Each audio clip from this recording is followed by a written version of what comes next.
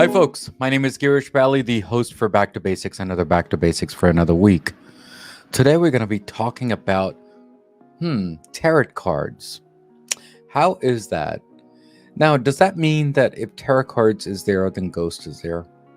Does tarot card means that, do we know what the future is or what the past used to look like or past used to look like? We'll get into those topics today. Or is it a interpretation of a dream that you had or nightmare you had? And those are the questions we all ask, don't we? And this is what Back to Basics is all about, to ask these type of simple questions, basic questions, and fun all at the same time. And we're going to invite Emily into this call, and we're going to chit-chat about tarot cards and what does it take in order to get into this whole synopsis of the card reading. So, Emily, how are you? And thanks for coming to Back to Basics. Thank you so much for having me. I really appreciate it. I'm thrilled to be here. Yeah, great. Thank you again for being here. And thank you again. I'm very honored. But Emily, before we get into the details of the show today, and then talk about who you are and what you do and what you don't do, what does Back to Basic mean to you before we start? To me, Back to Basic is taking something to the simplest, most streamlined version of it, what it can be. It makes me think of taking things back to like my early childhood where it was exploratory and playful and it's like a fresh new idea, right? Like it's really the core of whatever it is that you're doing to me. It's returning to the core from all of the complexity that we can create in life.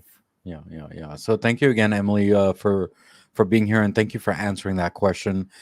Because when I asked you this question on the calendar, you kind of said the same thing. So thank you again for being who you are and what you do.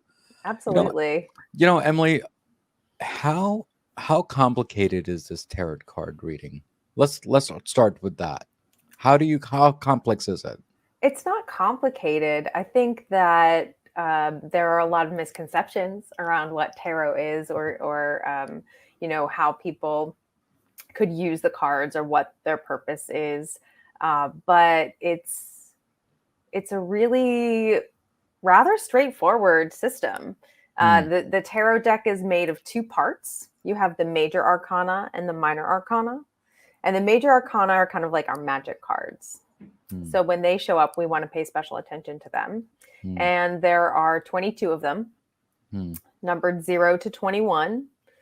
And they start with the Fool. That 0 is the numberless number, right? And the Fool is full of naivete, trust, willing to take the leap and like go on this adventure, very, very, we're off to see the wizard energy, right? Like there's that very fresh and like beginning of the journey energy. And it follows the major arcana follows the human soul's evolutionary journey.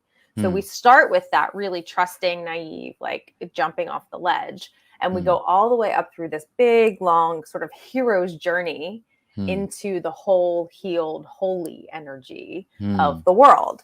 And the minor arcana is kind of like a traditional deck of playing cards. You've got 4 suits, ace through 10. And then you've got your court cards, your picture cards. You have 4 of those instead of 3 in each suit. So there will be a king and a queen, and then a knight and a page. Sometimes you'll see it as prince and princess.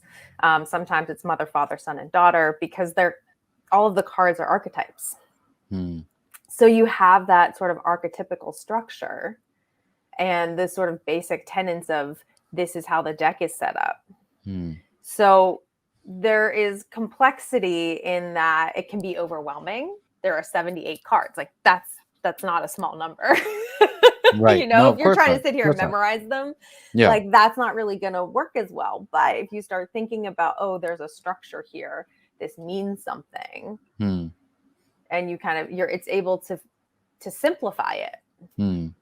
But Emily, the question that I have is that a lot of people, I guess, including myself, many, many years ago, now I kind of understand it.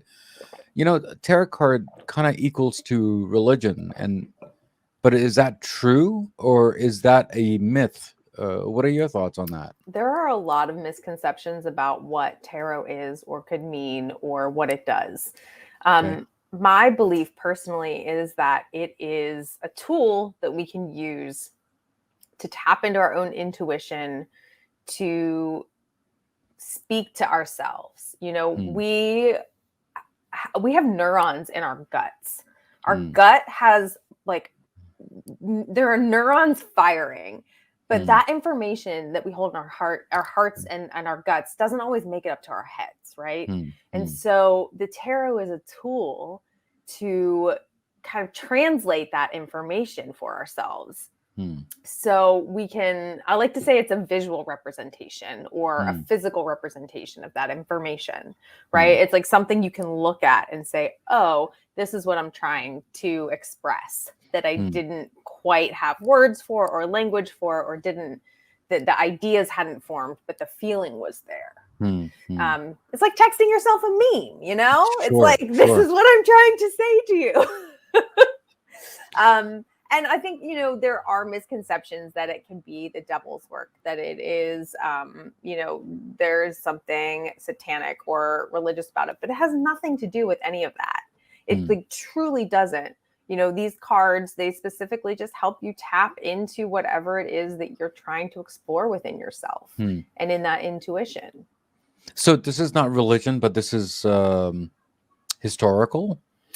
Yes, it's not religious. The cards were actually invented back during the Renaissance in the the 14, 15, 1600s, when things were shifting and Europe was changing and growing. Cards were created in Italy and France as playing cards, and they were games. The modern tarot, the more traditional deck that is seen these days, is called the Rider-Waite-Smith deck. And that was created in, I believe, the 1920s by Pamela Coleman Smith, was the woman who drew it. And that's the deck that modern tarot is based on. But, even I'm here in New York City, and in the Morgan Library, there are like ancient, I say ancient, but it's like 1700s, tarot cards and like pieces of decks that have been found. So there is history to it, but it really doesn't. That is a common misconception, is that actually has nothing to do with religion whatsoever. But it does help you tap into your intuition. It does help you translate what you're trying to express to yourself in ways that might not have been possible with, other modalities. Yeah. Thank you again, by the way, Emily, for that. From what I understand is that tarot cards is like 14th century, which is kind of true what you just said, right? And it came from Europe, which you also said. But then you also did mention that it's in New York City and some few other countries around us, right? Do you think there's a little change between a European versus North American versus Asian, or what are your thoughts on that? I'm sure there are variations in decks around the world, and we've also, you'll find oracle cards, which are similar concept, but there's much more freedom and flexibility in the structure of that deck, right? You're not trying to follow this specific archetypical structure that exists in the tarot. You have more room to play in an oracle deck. So you can find so many different versions and interpretations of cartomancy and ways that people using cards for their own intuitive work or helping others do their intuitive work. Yeah, thank you again, Emily, for explaining that, because I need people to understand that, yes, it came from the European side, but then there are other translations around the world, and it could be a little variation, differences between the two areas. So yeah, thank you again for explaining that. Now, tarot card is not telling you the future. Tarot card is explaining the personality or the characteristics of that person. Can you explain that if you don't mind? Sure. Yeah. Sometimes the cards are a person, especially when you're looking at those court cards that I mentioned, the king, queen, knight, and page. Those cards oftentimes represent either people in your life or the qualities that those characters or archetypes hold, those qualities within yourself. So that is oftentimes when you'll see it as a person. sometimes the major Arcana cards can also be representative of people in our lives. The common misconception, another common misconception, as you said, is that the tarot will like tell your future or is fortune telling. And yes, there are spreads, which is what we call when we put the different places of the cards when we're laying them out, is the spread. And sometimes you'll see like a past, present, future is a really common one that you'll see. And I always remind people that the future is one possibility of how things could go. Okay. It's not definitive. It's not confirming anything, right? And also, if that's the future that you do want or you don't want, you have a role in that. So it's not just that's what's going to happen. It's certainly a possibility of what could happen if you take the steps to make that happen. So, for example, if someone, thank you, Emily, for that. So if someone asks you that, I'm going to be graduating college this year, what do you think? What do you think my future is going to be? So from that question, are you going to analyze his or her or their personality today to structure their future? Absolutely not. The first thing I would say to them is, I don't know, you tell me, Right.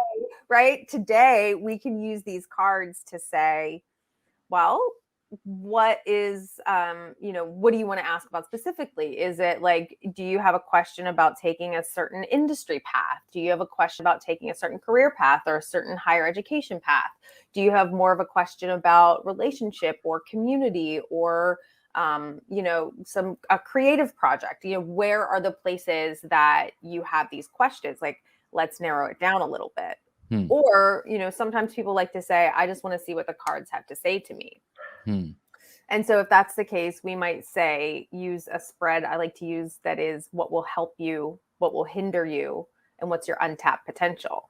And so if someone was coming to me with a really broad question like that, I might say, well, let's try this one, because we could see, okay, this is something that that is going to help you. This is something just to keep an eye out for that's going to make your process more difficult or, throw more curveballs at you, whatever it is. And this is a thing you haven't even tapped into that is going to be hugely beneficial for you.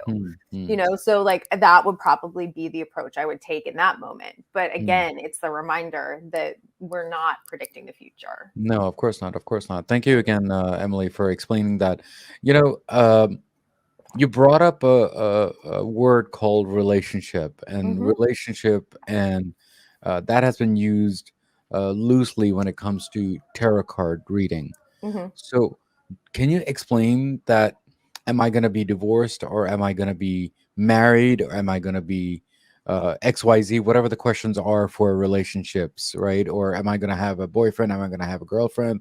Or when am I going to get married? All that fun stuff. So what type of questions do you get, and what do you go from there?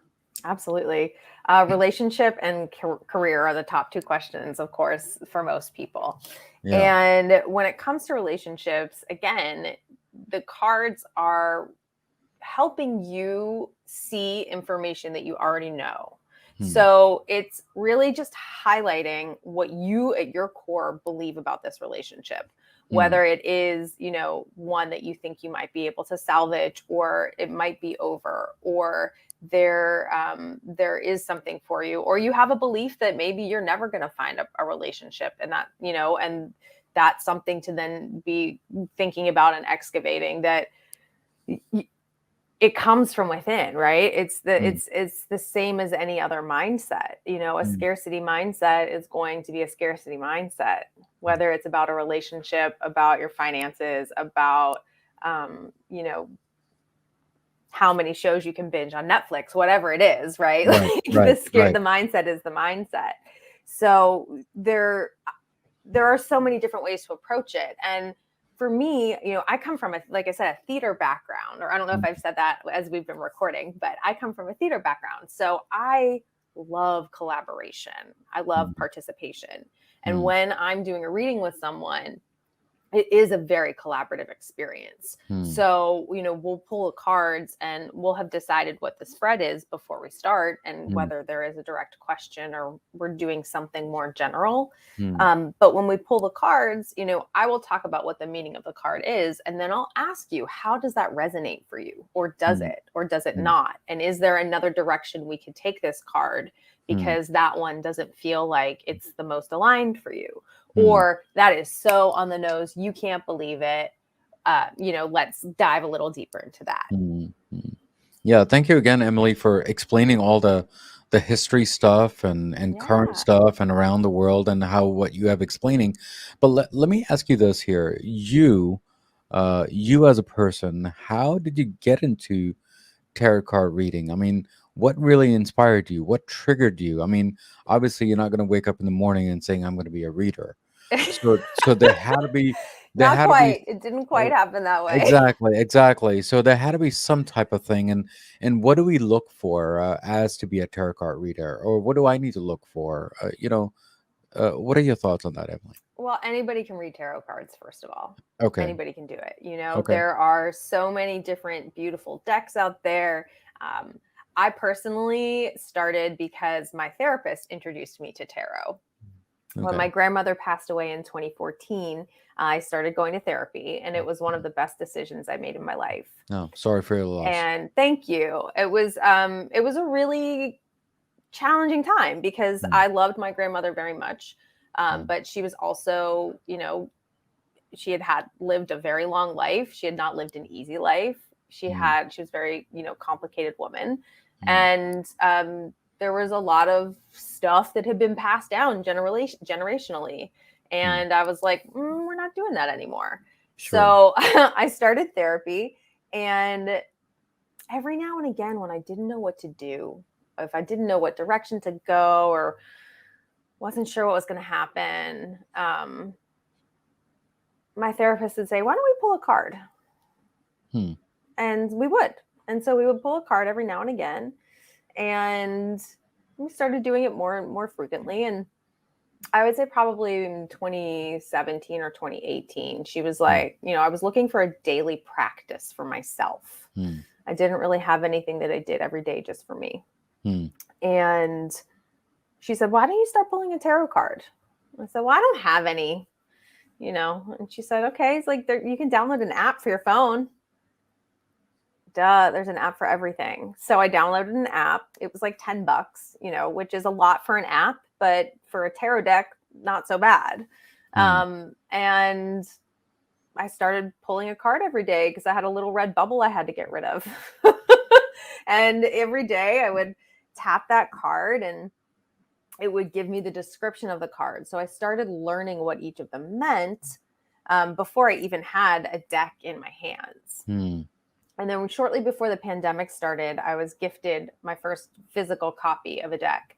And at that point, I was able to start reading for other people because I had had this practice for, a long time, a couple of years by then. And I started reading for my friends and doing some readings for others. And of course, everything then went digitally. So I started doing everything online. And I've been doing tarot readings for folks ever since. Wow. Awesome. And then what are the, obviously you have talked about the career and the relationships, and those are the two top questions. Absolutely. But are there other questions that they ask you, Emily? Oh yeah. I mean, people ask, across the board. It can be as mundane as where am I going to go have dinner with my boyfriend this weekend? Or it can be,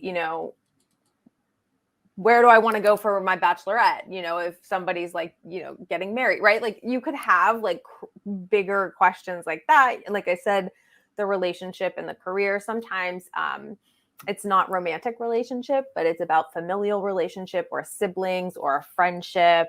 Sometimes it's a larger thing of what's happening in the wider world because there is so much chaos and trauma and devastation happening around us at all times. So sometimes people want to tap into some of that. There are infinite questions and infinite perspectives that we can be exploring with the tarot. Yeah. So thank you again, Emily, for that. And I know that tarot card has been there for years and centuries, but it's kind of fascinating. I'm going to ask you this question here.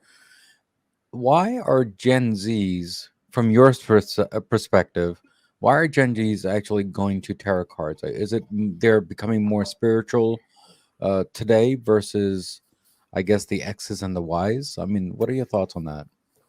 Well, I am older than you think I am. I'm an old millennial, geriatric, if I read it Mm-hmm. right. Mm-hmm. Yep. But I think that a lot of people, especially younger people today, are were either raised in a religious sort of family or situation or community, and have other beliefs that maybe don't necessarily align with how they were raised. Or people were not raised in those communities. There are a lot of folks that have grown up secularly that have not had any sort of religious upbringing. And we touched very briefly on everything that's happening in the wider world, but there is so much sadness. And I think that younger people, mental health is a problem across the globe and across generations, but younger people are utilizing new ways of self-care and exploring new forms of mental health, and spirituality is very much one of them. And for me, the meaning of spirituality is your own relationship with your own highest power. It doesn't have to take place in a specific place. It doesn't have to abide by specific rules. It is really just about your relationship with your higher power. But Emily, thank you again, by the way. Does that mean that they don't have anyone to talk to about anything, and then they're looking for other ways to get the answer? I think that there is a deeper understanding now that until you have a healthy relationship with yourself, you're not going to have a healthy relationship with anyone else. Wow.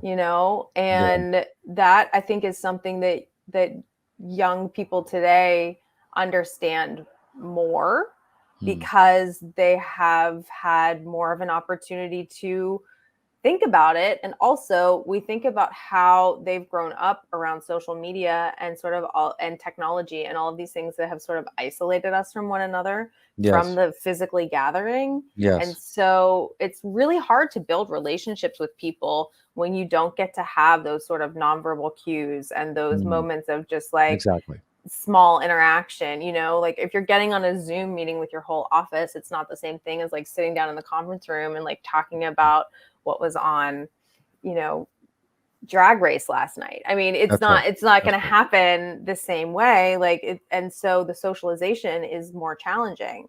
And so I think that there is an understanding in young people that until I have a deep relationship, a healthy relationship with myself, my relationships with others will not be super healthy. Yeah, I totally agree with you. Obviously, now we're living in a Zoom world, a virtual world, and then I compare myself years back. That let me give you an example. There was some holiday party that we went to, and there were 5, 6 people, and we were in the conference room. We were chit chatting, and we were just chit chatting even while we were just besides the business talk that we were doing. Okay. And today, when we did the holiday parting this year, there was no human connection. There was like a small disconnect. And I do feel that we're coming to a place that we need to start finding answers in different ways. And I think this is one of them, I guess. I really don't know what the right answer is, but eventually we should find the answers quickly, because it's gonna, I'm sorry to say, but it's gonna get worse, because because the metaverse is coming also, right? So now how do we disconnect from the metaverse versus the real world that we're going to be living in? Yeah. So it's a And bigger it's going to question. be, I think it's going to be different for everyone, right? Everyone's going to have a different experience of it and different choice of That's it. right. And certainly, things are moving in that direction, but there is something that is so valuable in the physically gathering that I think we are going to see a bit of a revolution amongst young people saying like, no, we need to be together because it's, for your mental health. Yeah. I totally agree. Thank you again, Emily, for being here and explaining about what we did back in the days, and then Gen Z and how they're thinking, and how you and I are thinking, and how the world is kind of changing too fast or too slow. I really don't know, but we'll figure that out when we get to that point, I guess. But thank you again, Emily, for being here. But before you leave today, do you have any last words for all the listeners and viewers of my Back to Basic community? And how was your journey on Back to Basics? It's been fabulous. Thank you so much. I wondered, would we like to pull a tarot card before we go? Sure. Let's do it. Would that be a good way to wrap up? Cool. Sure. Let's do it. So I'm just going to shuffle here really fast, once or twice. And I think this is just a general card. If you are listening to this right now and you're still here with us and this resonates for you, then great. And if not, leave it. It's not for you. Just an FYI, guys, I'm very scared of what she's going to tell me. There's nothing to be afraid of, I promise. Okay. I promise. All right. Okay. So let's see here. We've got, the 4 of coins. Okay. So our coins, remember I said there are 4 suits in the minor arcana. And each of those suits corresponds to one of our 4 elements. So we've got wands, which is fire. That's passion, drive, creativity, the stuff that lights you up and gets you out of bed. Cups is water. That's our feelings, our emotions, our intuition. Swords is air. And that is anything mental. So that is language, communication, technology, information, wisdom, right? Like anything in the mind. And then coins or discs or pentacles, that's our earth. And that's physical material manifest. And we can see the 4 here. And, this, he kind of looks like a king. I don't know if he is or not. He looks like he's wearing a crown. But he's got 2 of these coins under his feet. So we see that he has a solid basis for his physical needs and his material things. He's holding one in his arms and he's balancing one on his head. And this card is telling us like, we have the stability of the resources that we need, but be careful not to squander them, not to hold on to them so tightly that you don't use them. They don't have air. They rot, right? We need to be willing to share these gifts and these resources with those around us to help the whole community. We can see there's a community behind him, right? Like you can see there's buildings, there's stuff happening back there. So we have to know that we have what we need, but also we can't hold on to it too tightly. We need to make sure that we share it. Okay. Cool. Very cool. Thank you so much for that. Absolutely. Oh, so I thought I was going to be scared, but thank you again. No, see, there's nothing to be afraid of. It's really just information. Yes. Yeah, the reason why I'm acting this way is because there's a lot of people get scared with tarot card reading and how it's going to be perceived and how it's going to be, given to us, or you're going to tell me a bad news, which I don't want to hear. So I want people to be aware that tarot card is just reading. It doesn't really make you or break you. It's just giving you small direction of how to get there. So that's what it is. So Emily, thank you again for being here on my show to explain all the stuff that we've talked about and how the youngsters all the way down to the 14th century that we talked about. And thank you, God bless, and thank you for coming on Back to Basics. Thank you. My pleasure. Thank you.